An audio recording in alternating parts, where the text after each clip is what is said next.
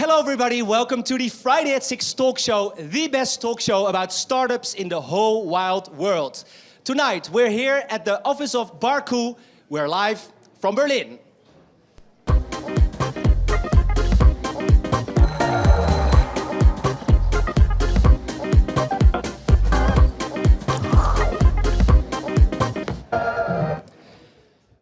Welcome everybody to the Friday at 6 talk show. Here at the table, and the live audience may applaud, here at the table are Benjamin Thym, CEO of Barcoo, and Jan Beckers, the CEO of the Hitfox group.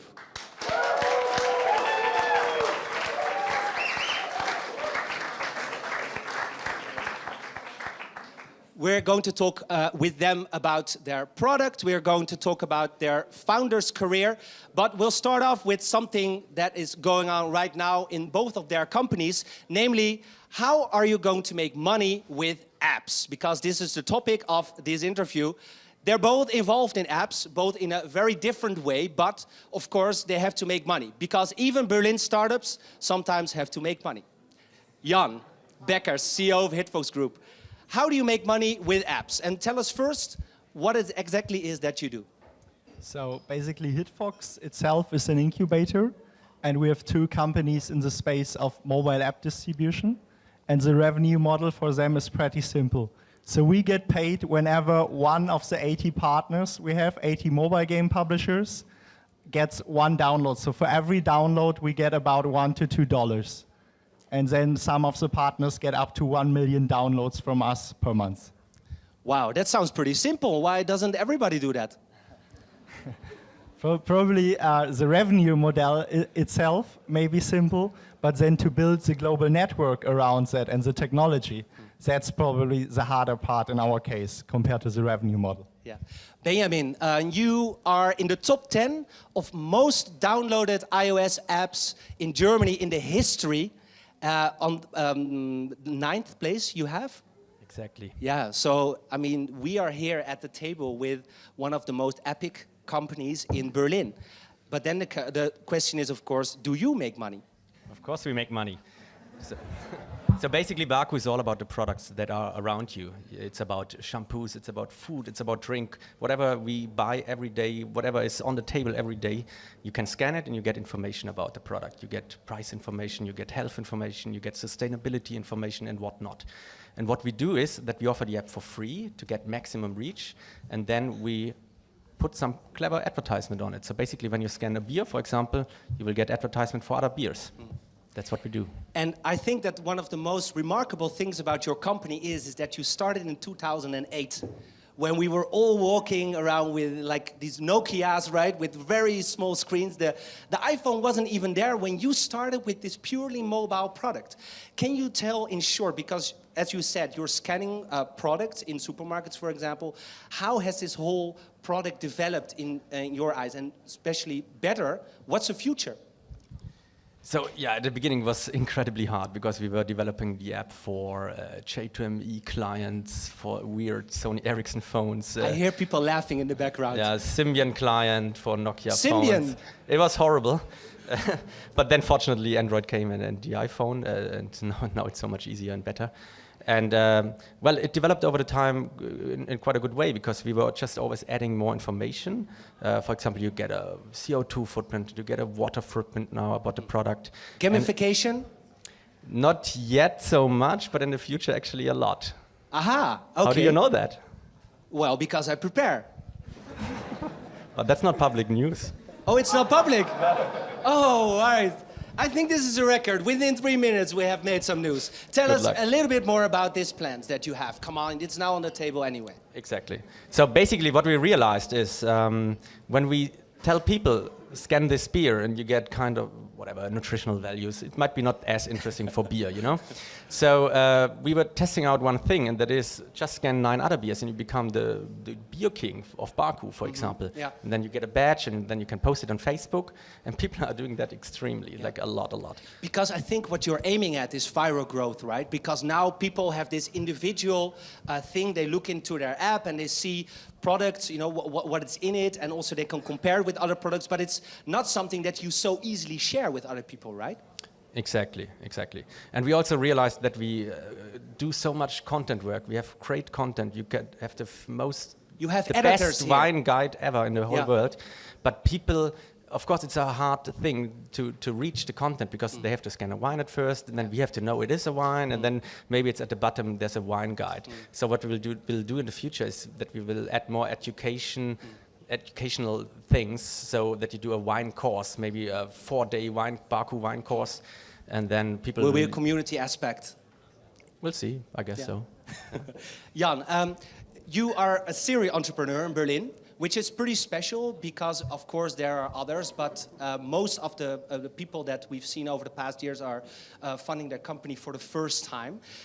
When it comes to mobile, I mean, it's still a very, very niche, small part of the total advertisement online money.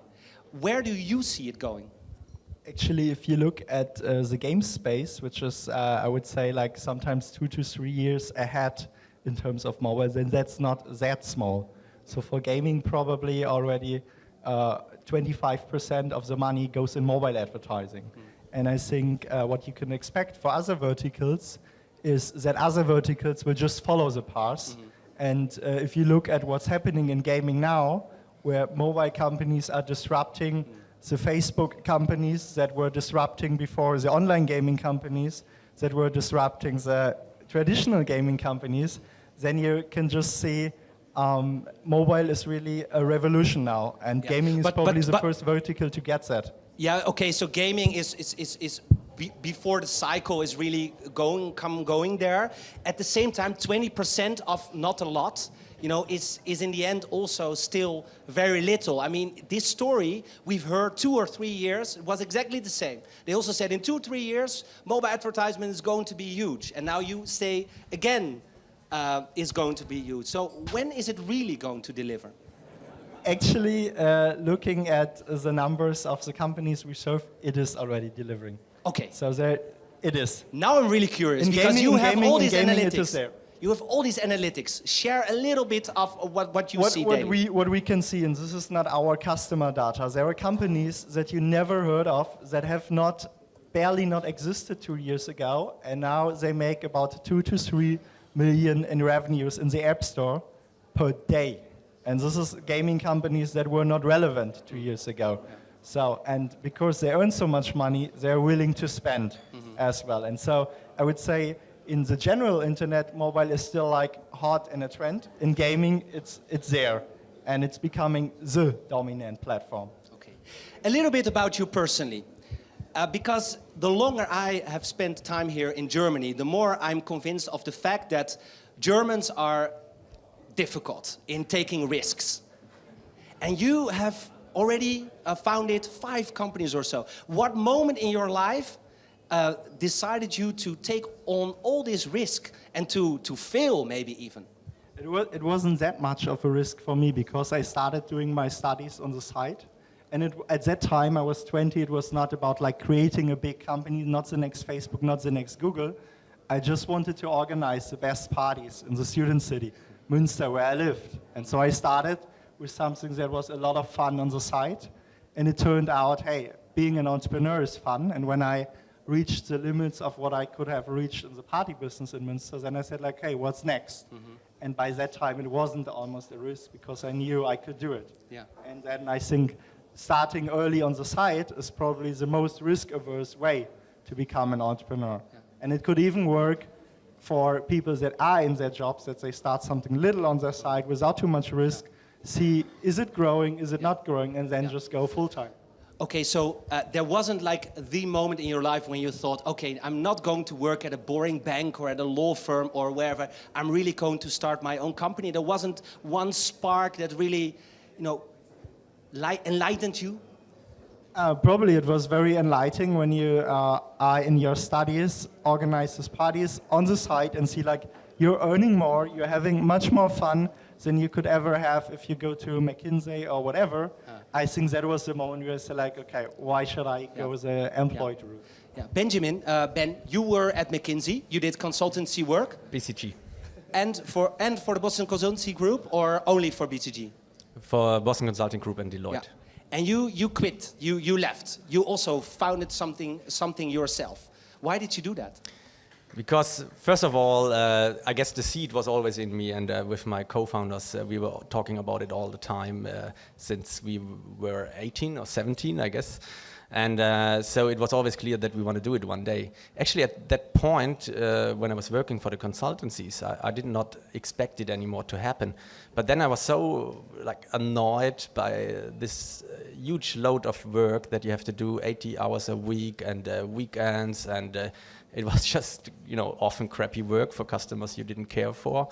And so I realized, okay, that I have to change it dramatically, and I want to go to Berlin and work for a startup, or even better, just do my own startup. Yeah. That's what we did. Yeah, and then you tried to get money to get going with this idea, and then you didn't get any money, so you did some consultancy work again to get this startup bootstrapped. And when was there the moment that you thought, oh, maybe I'm going to make it? I guess there was no special moment where I realized, okay, it might work out. It was just a chain of events. For little things like getting your first office. It was a crappy little small room in Mitte, but it felt so much more right than the home office.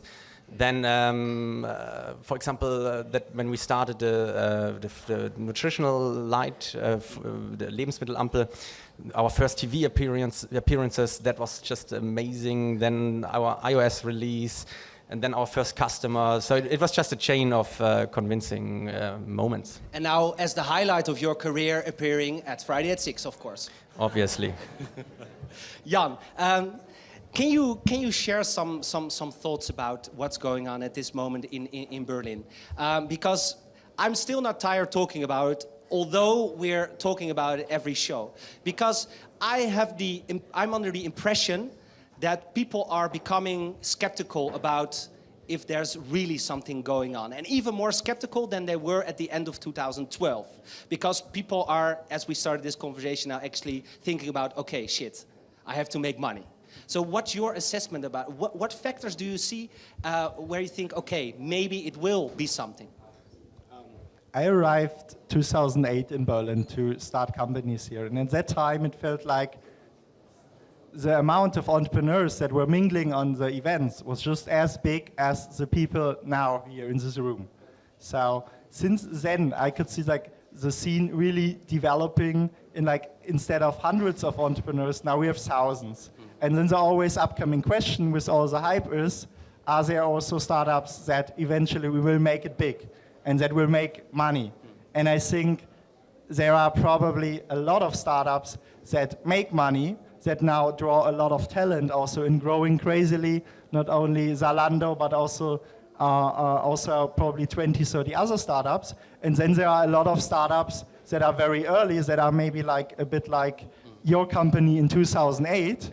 And some of them will find their way to be successful. Some others of them, they will go away. But the founders, they will not dislike the experience they have, and they will just start something new, go into a new company. I'm not seeing Berlin is not making it. I'm just very optimistic for the future of Berlin. And I mean, you have clearly contributed, because how many companies have you now started? In Berlin actually 4, and they have now about 400 people. And one of the success factors for those companies, which are all except Absolventa very international, was just the amount of talent we have here. And so I'm very grateful for the opportunity Berlin offered us. And so I cannot understand if people think is Berlin really, is it just a hype? Yeah. There is some hype about some companies, but that's just normal. Which ones? I'm not going to name them because because I would offend people that I like. So. Okay, but hype is good, right, or not? Hype is good to attract more resources to Berlin, yes. So okay. Hype is great. So let's all. But it's pure marketing, and it doesn't say anything about the company. There is substance behind. So in the end, I would say the art is use all the public attention Berlin gets to just create more attention, to just create the best talents to Berlin. I think if we look at the people leaving university, even today they don't consider startups as an option. So to have them considering going into the growth of the internet it's great if all the media reports about the successes here in Berlin. Yeah. And so it's great to have the attention, and so we should not have a problem with it. Yeah. Ben, availability of money. I mean, if you founded your company in the US with the product that you have now, with so many downloads, you would have gotten 2 years ago maybe 10, 20 million from some American VC who would just have said to you, go guys, you have a cool product, go ahead. Wouldn't you have been way further if you had your company founded in the US? It could be, but it could also be that we would not exist anymore, because especially for our product, it's so much about local content. And if it comes to that and the retail and the food market in the States, for example, it's more like several countries than one country. So we also would need so much more resources if we would start the product there. So I don't know, maybe yes, maybe no, I don't know. But I'm happy here, so that's fine. Give them a very big applause. Jan Beckers and Benjamin Thym.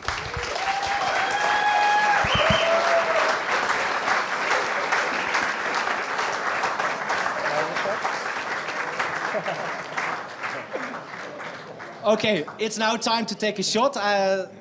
Jan, okay. Because it's not all about party in the Berliner scene, right? It's not, but it's tonight. So welcome to our home. It's our new office. I hope you have a fantastic night. And if there are any problems, just come to me. Yeah. Okay. And if you have any problems, come to Benny. Party on. Oh. Oh. So I have a problem. Okay. Luckily, we have music. Here is Maurizio Presidente.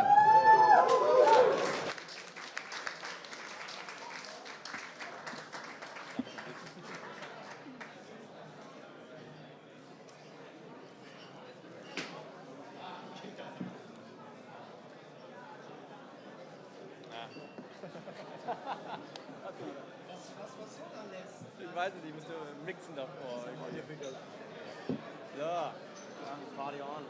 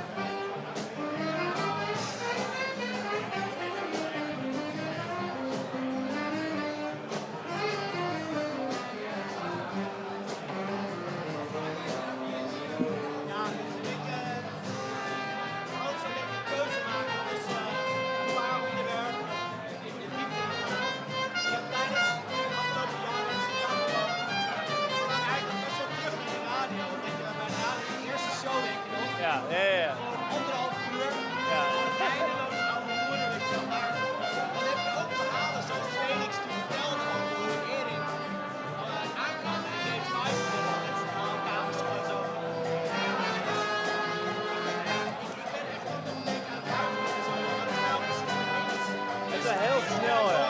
Ja. Ja.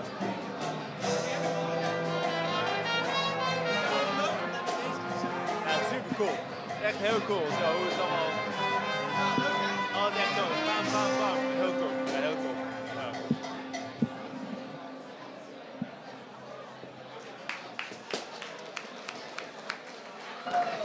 Maurizio, El Presidente, give it up for this super cool band, ladies and gentlemen. Applause! Yeah, yeah. So, next part of the show is pitching. And pitching is really an art in itself. You have very little time to let it come across your idea. And you have to be passionate, you have to be confident, you really have to know what you are doing. So I want to ask our pitcher of tonight to come forward and to take place here at the microphone. Give it up for our pitcher of tonight, founder to be. Closer.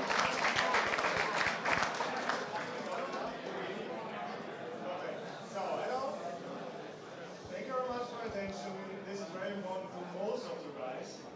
So I'm here to tell you about from.to. What is from.to? From.to is basically solving most of your problems in the room. How do I find a startup co-founder, right? So what do you usually do? You search within the circles of your friends, you ask people. Let's say here's an example. I'm a designer, I'm looking for a developer. I might know a couple of them. Some of them might be busy, working 9 to 5, children to wife. Some might already be working crazy hours as a different startup. So what else can I do? How do I get in touch with people I do not know yet? Yeah, sure. I can post something on Facebook and Twitter, but that's more something of a long shot. Enter from.to.com. From.to.com is the largest online service for finding a startup co-founder, with currently over 14,000 users in over 100 countries. What you do is simple. You sign up for free, you fill out your profile with relevant information like your role, the city and country where you're based, your previous experience, and from then on you're able to find people you're looking for. Tech co-founders, marketeers, salespeople, anything. And also it works the other way around. You're not looking for a co-founder, but you're looking for somebody where you can join as a co-founder. Perfectly fine. Just indicate that on your profile, and all these 14,000 people can find you. So as I said, it's free. Sign up at from.to.com and just give it a try. My name is Wolfgang. If you have any questions, just come to me. I will be here wearing this amazing t-shirt. So thank you very much.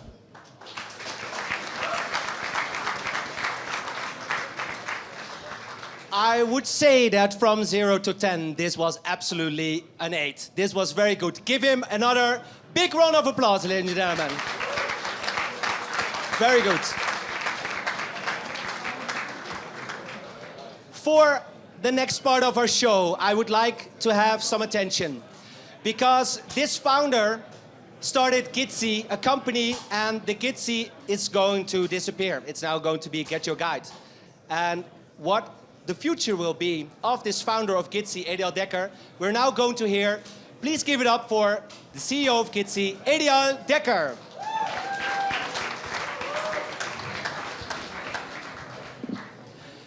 Welcome, Edial, to the show. Yeah, thank you for inviting me. It was, I believe, August 2011 that Gidsy went live. Yeah. And now Gidsy is going to fade away.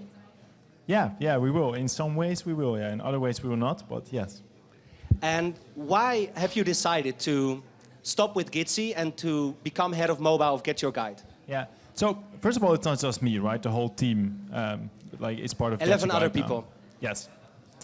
So that's one big thing, actually. But yeah, I mean, when we started Gidsy, we were in Berlin for 2 years, and we really wanted to do our own stuff. And I think kind of like the ambition that we always had was to make a huge impact on things, kind of like on our own, kind of like really make a dent in the world, right? So it's a kind of cliche, but yeah, that's kind of like really what we set out to do as a company. Because Gidsy is a marketplace for authentic experiences. Yes, exactly. And you wanted to basically disrupt the whole travel industry, exactly. The way how people spend their free time. Yeah, so it was basically like a peer-to-peer marketplace for activities. So it was not just for travelers, but also for locals. So anyone could organize something, and then you could book those things. And we tried to make that process really, really simple. And we kind of started out as kind of like an Airbnb for activities, so to say, or something like, you know, a peer-to-peer marketplace for something. And we found out that it was really difficult, really challenging, for a bunch of things. Like, first of all, we had no idea what we got ourselves into when we started. And that kind of like along the way, we found out that that our growth was very much, like the company was changing a lot, actually. Like in the last 6 months, we had like a sales team, and it was not so much peer-to-peer as it kind of like looked like. And we really saw that, and we saw that as a great opportunity. I think that's also kind of what you do, right? You adjust to how situations are. And one of the things, we're moving much closer to another company. And that company was also based in Berlin, actually. And we knew these guys pretty well. Because we always kind of like looked at each other and like kind of like, oh, what are these guys doing? What are we doing? And things happened after that. Yeah, but I mean, GetyourGuide is way bigger than you guys. Yeah. The name Gidsy is going to disappear. Yes. So you say now, okay, internally we already actually became more of a GetyourGuide, so therefore it's pretty logical to now also be part of that company. At the same time, you really wanted to make Gidsy like the company for the rest of your life. Yeah. I mean, of course, like when you start a company, I think you always set for the long-term goal, right? And you never expect to like be acquired or like to be part of another company. Like that's not why you start a company, or that is not what we kind of like set out to do. But I think there are some ways, kind of like our goal was always to bring together people around activities, and there was a goal that we started with, and that's why we built Gidsy. But we never wanted to have like a small impact on things. That was also a really big thing. And at some point it was like, you know, what do we do? Like, do we, you know, take another round of investment, or can we immediately have a huge impact on so many people and really like making our goal happen, which is bringing together, you know, people around activities. Yeah. And that goal hasn't changed. And it was very, very clear where we could also add value within that new company. Yeah. So yeah, it made a lot of sense, and still makes a lot of sense. Yeah. Yeah, so I mean, you've basically like sacrificed Gidsy for the bigger purpose. Well, I mean, the bigger purpose is always to have a bigger impact, I think. So I'm not sure if we really sacrificed it. We're actually moving a lot of like people who are organizing things on Gidsy towards GetyourGuide, for example. And we actually get a lot of things in return too. I mean, Katie from Gidsy, like who was like heading the community of Gidsy, I mean, she's like, you know, it's awesome because we have 100 times or 1,000 times even more impact than we had. And I think that's also kind of like where we really stand. Like it's great to have such a big impact on people's lives, really. How did you deal internally also with people who are really actually mad at you? That hey, you're shutting down Gidsy. Why do you do that? I mean, come on, try it for 6 months more. We know that you cannot find an investor, but I mean, please do more, do more. I mean, we actually had investors. So we had current investors wanting to join, and we also had new investors wanting to join, and it was still a choice for us. So that said, kind of I don't know, it's kind of like, it feels like if you, it's kind of really weird feeling if you create something that's much, much bigger than you are yourself, actually. Like it was, I mean, of course, like you create something, you want to create something that's much bigger than yourself, and you want to feel replaceable and stuff. But with Gidsy, it was very much like we kind of announced the news, and some things were going to change. Yeah. And people thought everything was going to change, which I don't think it's actually the case. And we really strongly believe in what we're doing, otherwise we wouldn't be doing this. But it was really, super interesting to kind of like get a lot of feedback. I mean, in general, the positive was very, very positive. Yeah. And we also, like a lot of like people who actually moved over to GetyourGuide, they're extremely successful now, and we're more successful as they were with Gidsy, so that's very great. Yeah. So it's interesting that you say that you could have had investment if you wanted to. Because, for example, on TechCrunch, it said, Gidsy is dead pooling, they don't have any options. Yeah, that must have been strange to know that it was different. I mean, with TechCrunch, it's like if you don't give them the news, then you know they will kind of get back at you. Yeah, I mean, that's how it goes, I guess. Like, yeah. That's pretty personal.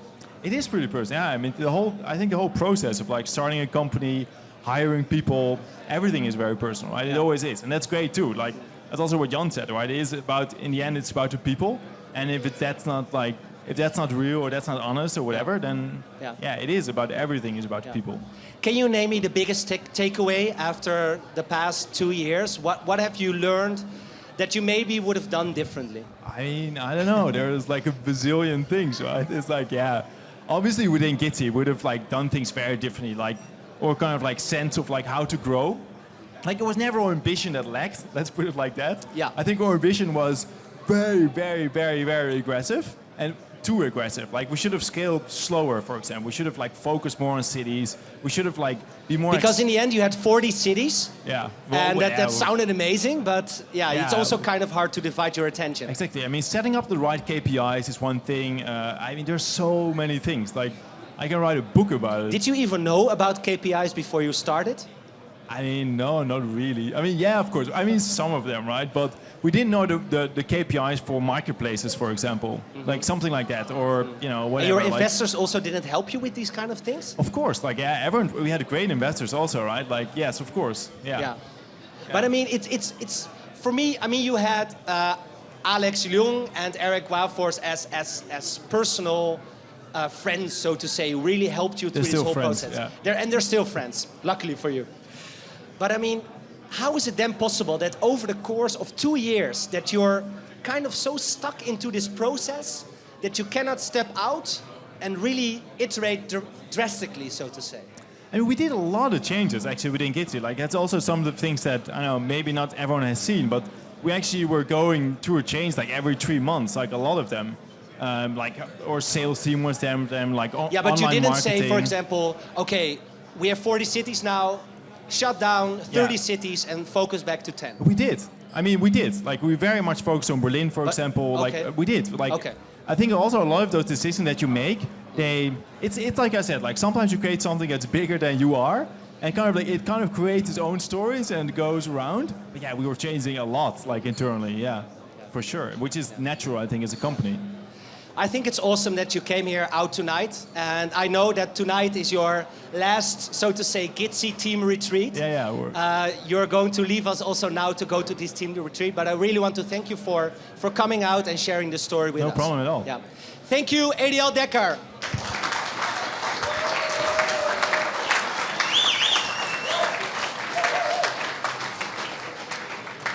Before we're going to listen to an awesome concert, because this band is going to play 3 more songs, it's now the time for everybody in the audience who has something to say to join me here at the microphone and to just speak out. We call it the open mic. It's a huge success. Every week we get emails of people who say, Derek, I want to be on the show. I just want to share something with the community.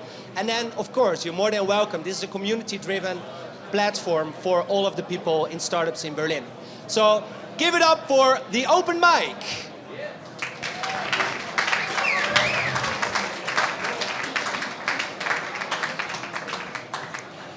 Okay, so who's the first person at the open mic? Please introduce yourself and tell us what you want to share with the audience.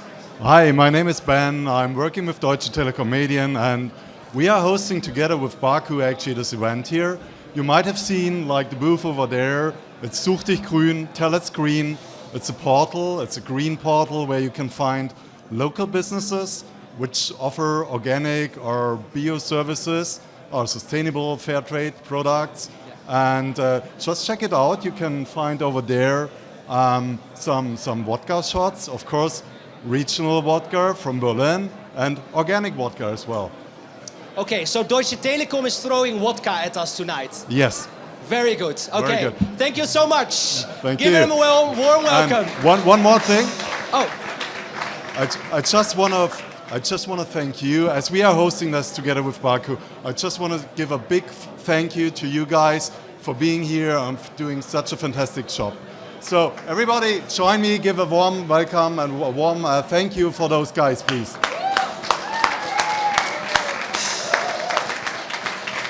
thank you very much for that kind words. There's somebody that I know from the last show, Yukiko. Yes, Anna hello. Hi, Dirk. Bickenbach. Yeah. Is your right last Yes, name? I that's pronounced it wrongly the last time. Yeah. Is there something that you want to share with the community? I do. Actually, I was with you last time by the show, and I'm Anna from Ecotastic. And now we launched our alpha app last week. And so one of the questions you actually asked me was, how do you go about marketing when you have no money? So now my answer is, I'm here. I do open mics. And I'm here to promote our app. And basically, if you guys came here with your bike, we reward environmentally friendly behavior. So our mission is to motivate individuals to become more friendly or environmentally friendly, sustainable, and at the same time we introduce you to green alternatives, so companies that are green, and we have rewards. Is it the mic or is it me? I'm You not. have to go closer to the mic, yeah. Is it better? No, okay. So this is my learning process. So we have rewards ranging from coffee, vegan boxing gear, Kochbox, Kochzauber Kochbox, to environmentally friendly, sustainable fashion shoes. So I would be more than happy if anyone approached me and asked me about EcoTastic and start motivating individuals to become more environmentally friendly and get rewarded for it. So it's a eco payback system, basically. Okay, ladies and gentlemen, give it up for EcoTastic.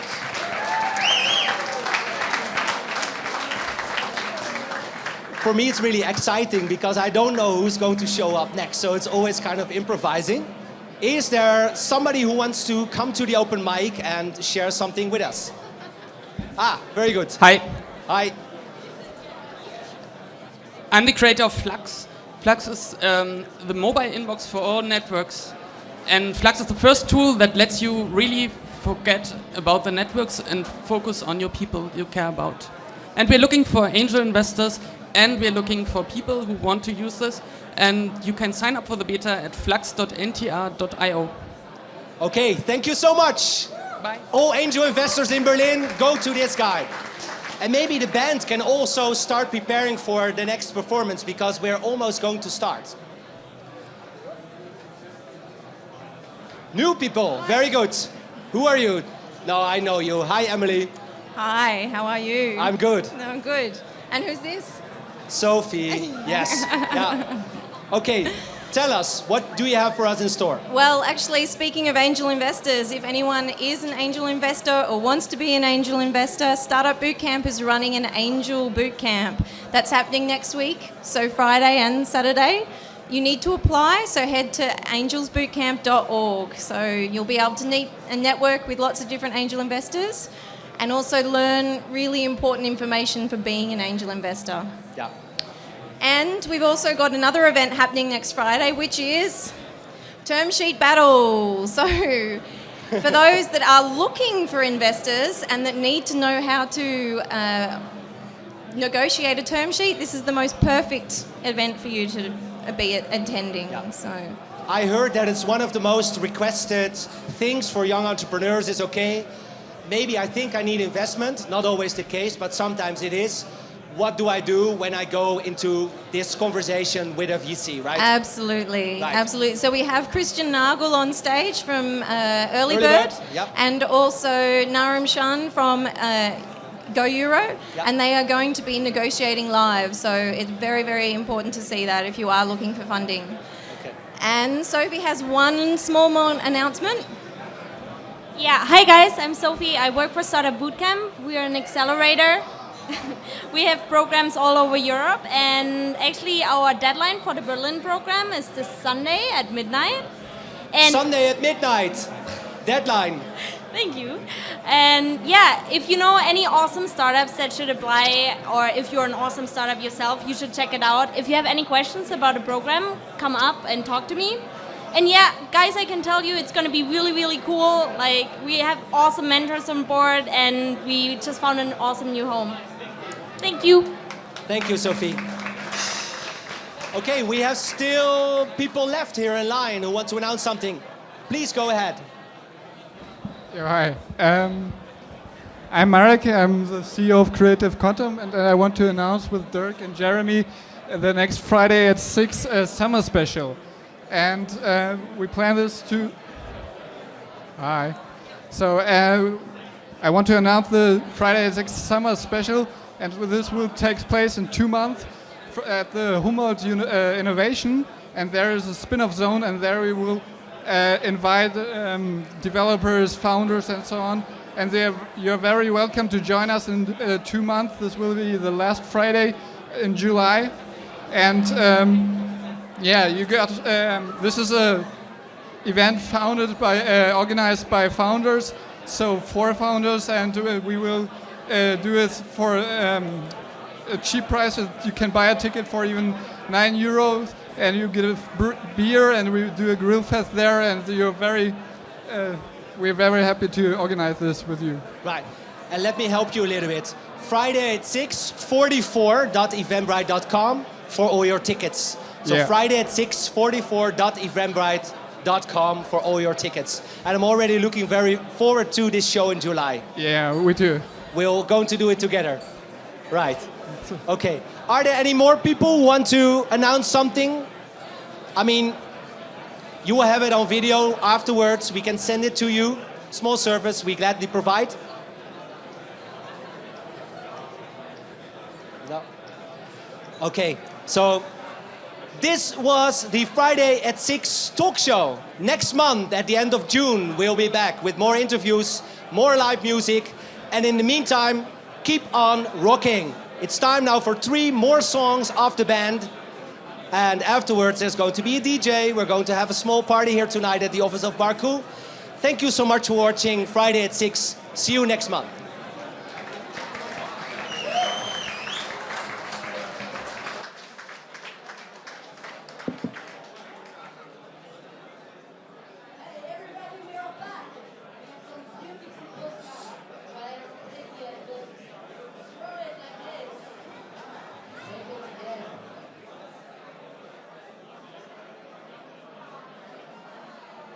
Now it's a presentation on the stage for you right now.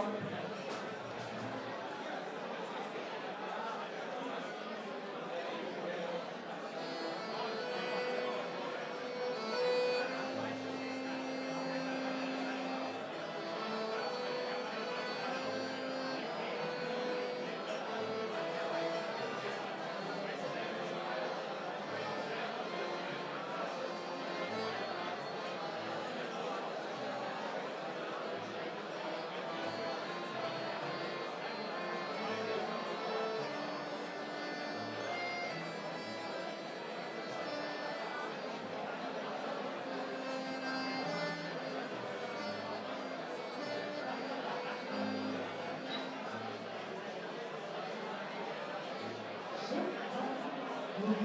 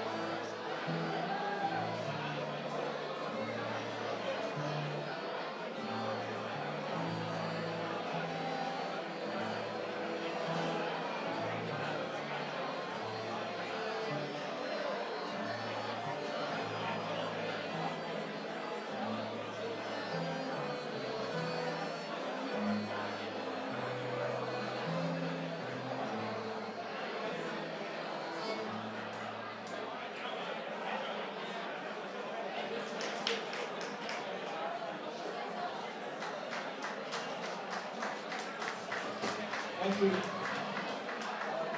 So we have also presidente. We sing for that song. It's called Cinema Desempana. That means I don't eat any more of this bread. Because we want to say no to sexual discrimination. Last week in Georgia, 50 people have been attacked by thousands of demonstrators connected to the Catholic Orthodox Church. And we want to send a symbol for all these people to the victims. And so, Cinema Desempana, the one is president.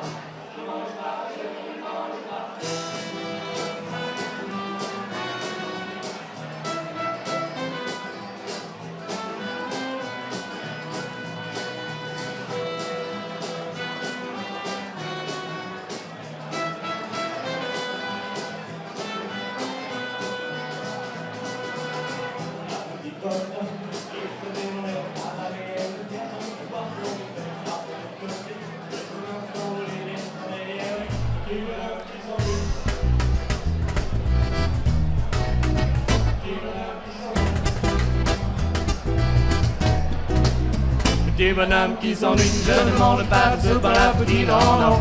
Je ne mange pas de soupe à l'appétit, non. Je ne mange pas de soupe à l'appétit, non, non. Je ne mange pas, je ne mange pas. Je ne mange pas de soupe à l'appétit, non, non. Je ne mange pas de soupe à l'appétit, non. Je ne mange pas de soupe à l'appétit, non, non. Je ne mange pas, je ne mange pas.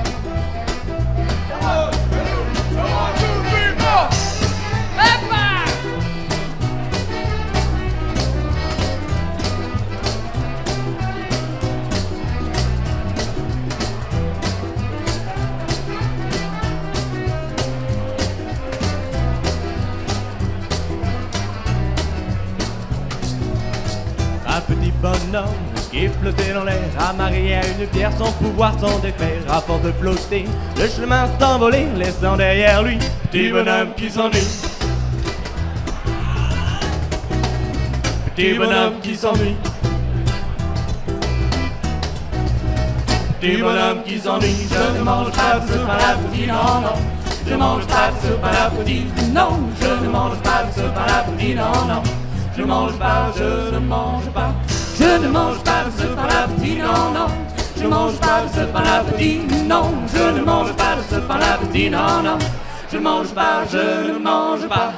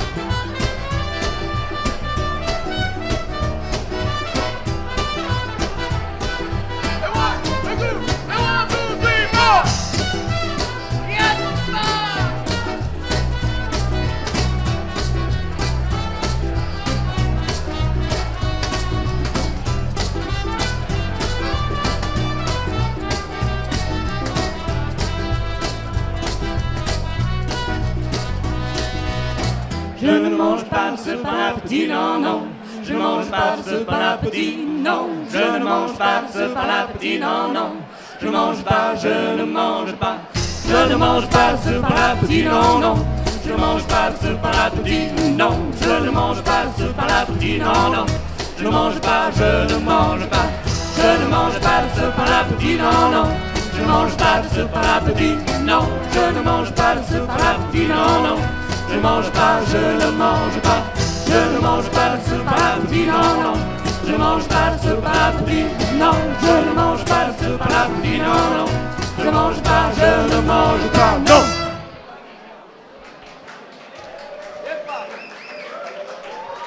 Thank you.